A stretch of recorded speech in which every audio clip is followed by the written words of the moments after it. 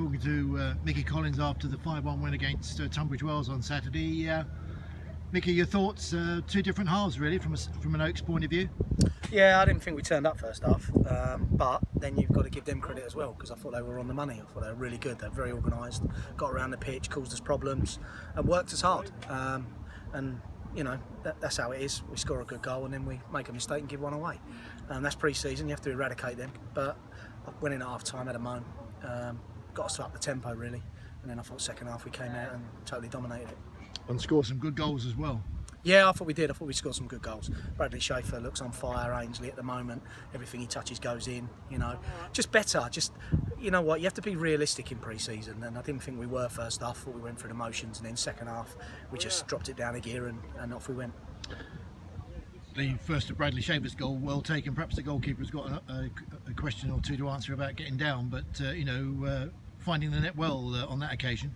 Brad does well. Brad scored a lot of goals last season for Herne Bay, playing in a much deeper role, and he'll probably play higher up the pitch for us. I see him at scoring goals. He's got a great strike, and he's willing to do that. And you know, 2 today, 1 midweek. You know, that's what you want from your midfielders, and this is what I said at end of last season. We weren't good enough going forward. We didn't score enough goals, and now we are starting to. I know it's only pre-season, and we can't look into it too much, but we are creating far more chances.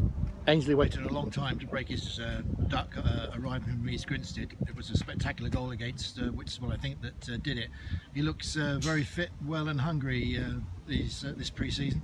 He's confident, and do you know what? A confident Ainsley's a dangerous player. And the thing is with him, he's always put himself down and beat himself up at times. And last season he was a bit part player because he'd come off the bench like he did at Guernsey, he'd scored 2 great goals, and then you'd start him the following week and he probably wouldn't deliver to the level he did when he came on. And so he was in and out. And then all of a sudden, start of this season, he's turned up, you know, he's in great condition and he's confident and he's getting in the positions that you need to be to score goals. And last season I don't think he was, and he's listened, he's took it on board, and if he carries on like this, he's going to have a phenomenal season. And then Louis rounded things off with a nicely worked goal, good cross from Daniel McCarthy, I think, which you got on the end of. Yeah, Lou does what he does. He gets in the box and scores goals, you know, and you know he ain't kicked a ball for 6 months, so just to see him back on the pitch was a positive for him, and he'll take some confidence from that. And yeah, he's quite sharp, even though he's been out that long. He's probably still got the full-time football legs in him, so he needs to do that week in, week out, and he'll push on again. But yeah, it was great to see him get on the score sheet with his first goal for us. So positives all round. You know, second half much better. In terms of Louis, how has he developed? You know, after that time at Scunthorpe, you know, have they made him a better player? It's a silly question to ask, but you know, he must have improved with full-time football. I think you improve because you're doing it every day. I don't necessarily say that they've improved him as a player, because at times, you know, I wasn't in total agreement with the way they wanted to play and how they did things, which didn't really suit him at times. But his discipline's on a different level. His desire to go and succeed at football's on a different level.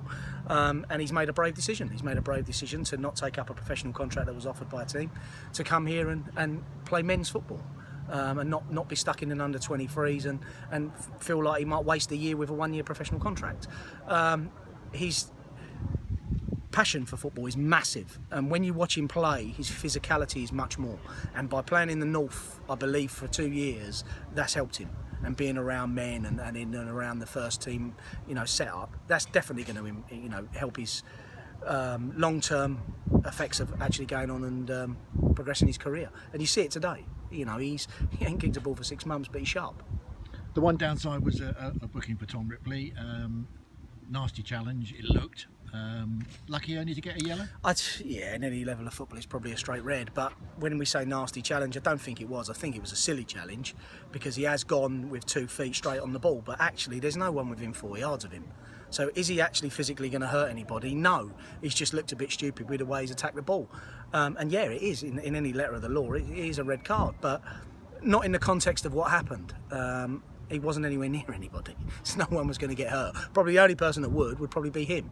But that's him. He wears his heart on his sleeve, and I would never take that away from him. You can see with the head as he wins, and the physicality he brought second half, you know, pushed us on. Well, I gather you're going to miss him early season. Yeah, he's going to miss a few start of the season. He has his annual trip away, so you know what, we've got cover. Ben Gorham wasn't there today, so you know Parky wasn't there today. Danny Cumbers wasn't involved today, so we've still got a bit to come back that will put us at full strength, and yeah, we'll look a bit different then. You talked about things to work on in training this week. Have you got 1 or 2, little things to up your sleeve? Yeah, improving on? Yeah, just initial shape first half. I didn't think that the midfield got to grips with how we wanted to do things, and we got sucked into their game a little bit, and we didn't play at high enough tempo. So we'll work on that. We'll get them to recover well for Tuesday, because pre-season does take it out of you, and a lot of them have got long minutes today. So we just got to be wary of that, and then we'll get in Tuesday, work hard on Thursday, and then we'll go to Sutton next Saturday. Just finally, a word about your backroom team. You're with them again, John Wilford and Julian Lyde.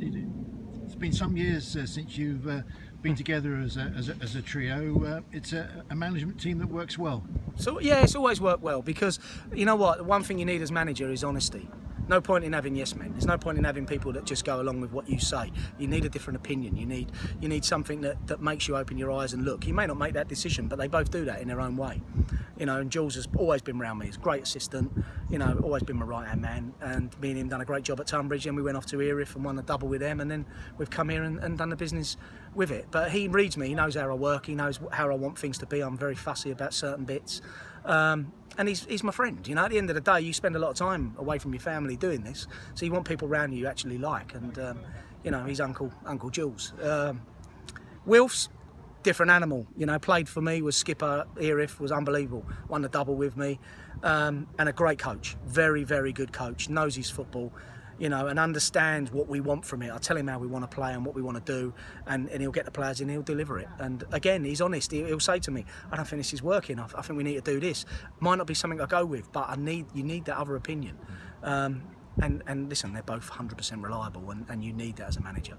And it's worked. It's worked everywhere we've gone, and I'm sure, we'll finish our time here whenever that may be, and it'll continue to work, and we'll be successful as a group. And anyone else that's come in and helped us, as like Lauren's come in as the new physio, Ryan's gone off to concentrate on his other career. They all settle in. It's very professional. We do things the right way. We go about our business quietly, but and they buy into that.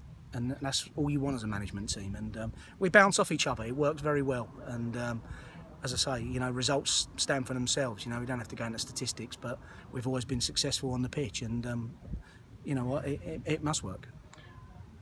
3-week training and then another match against Sutton Athletic next week. What are your thoughts on that at this stage so quickly? I know after this game today. We just have to train on stuff that we've got wrong today and work on it and get it into the boys' heads, and they proved it second half, because it showed level second half, and whether they've made changes or we do, it's irrelevant. But at the end of the day, we need to be like that from the start, and we need to go out there and actually play like it for the first 45 minutes with an intensity.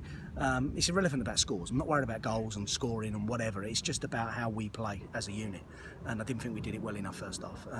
So we'll work on that Tuesday, Thursday, and then we'll be professional and we'll go to Sutton. They'll welcome us, I'm sure, next Saturday, and we'll go down there, be strong, and go about our business and get another one ticked off. Have a good week. Thanks, Andrew. Thanks for your support.